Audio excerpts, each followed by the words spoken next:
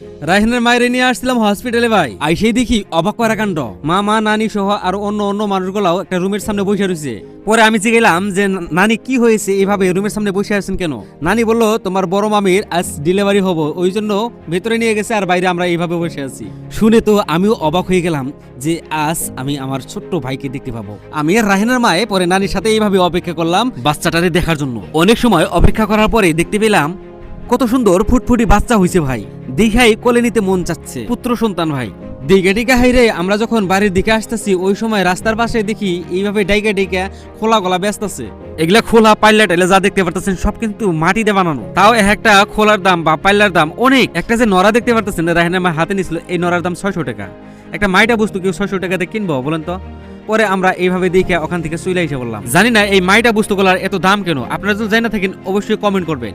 এখান থেকে কিছুই নেওয়া যাবে না ভাই, এখানকার বস্তুর অনেক দাম ভাই, অনেক দাম।